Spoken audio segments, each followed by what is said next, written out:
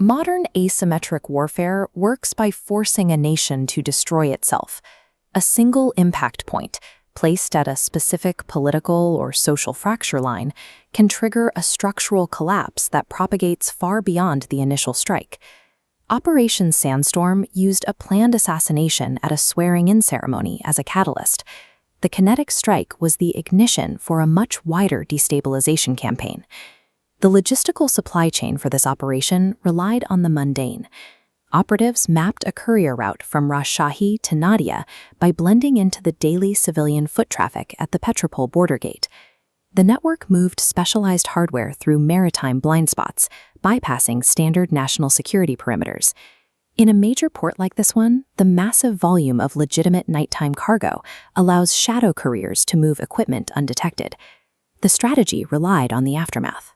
Assassinating a political figure during a transition of power creates a vacuum designed to trigger communal riots and total media chaos.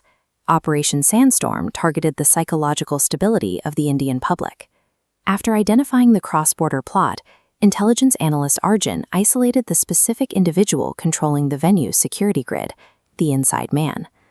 Under standard counterterrorism protocols, the state would initiate an immediate kinetic intervention and quietly arrest the conspirator before the event. The left side of this decision tree shows the risk of that standard response. A quiet arrest branches into rumors of state suppression and public paranoia, while the wider network evades capture and foreign handlers vanish. The logistical routes go dark, the sleeper cells wait, and the root threat survives. The right side maps the alternative: cyber override and live public exposure. This forces the adversary into a visible, unforced error. Prioritizing immediate tactical security through an arrest can inadvertently aid the enemy's goal of national destabilization. Debashi's Lahiri held an impeccable patriotic cover as a respected member of the Bipartisan Coordination Committee. This image of the Central Assembly Hall reflects the level of political access he utilized to embed himself within the security grid.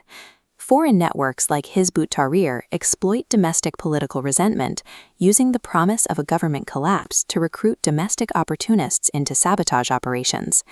This 3D schematic shows the multi-layered security perimeters surrounding the inauguration stage.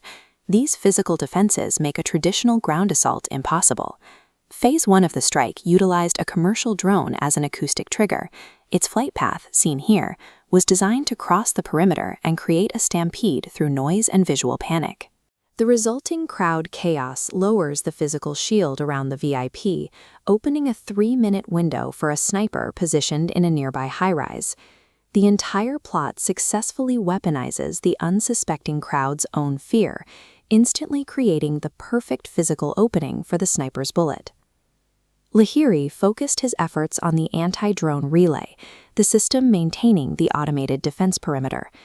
By routing friendly digital signatures into the system, Lahiri planned to grant the hostile drone clearance to enter the airspace undetected by the automated sensors. Arjun's countermove involved injecting dummy drone signatures into Lahiri's feed. This allowed the adversary to believe their operation was proceeding exactly as planned. This chart tracks the control the control protocol. A covert administrative layer intercepts Lahiri's override command, neutralizing it before it can alter the actual defense grid. Lahiri's screen showed total system compliance. In reality, the intelligence unit had achieved total interception of his terminal. By allowing the enemy to pull the trigger on a neutralized weapon, the state forced the cell into a public, unforced error. At the moment of the strike, the drone was silently neutralized by the intercepted grid.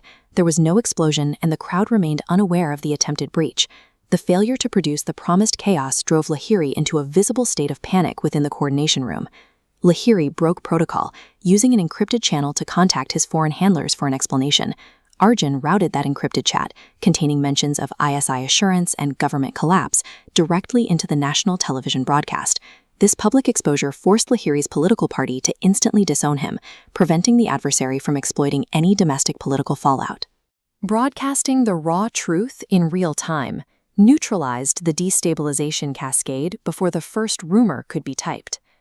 Tactical teams apprehended the sniper while the crowd remained calm. The physical danger was removed without the public ever feeling the intended panic. An intercepted message from the handlers noted that India had stabilized too fast, marking the total failure of the psychological operation.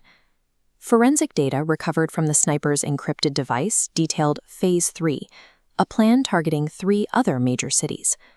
While this specific cell was neutralized, the infrastructure for subversion remains. This high-security border fence represents a persistent physical division, but the threat vector is increasingly digital. Subversion networks rely on existing domestic political grievances as the primary fuel for their operations. Public perception is the definitive battlefield of the modern era. As long as internal fractures exist, the shadow of asymmetric infiltration requires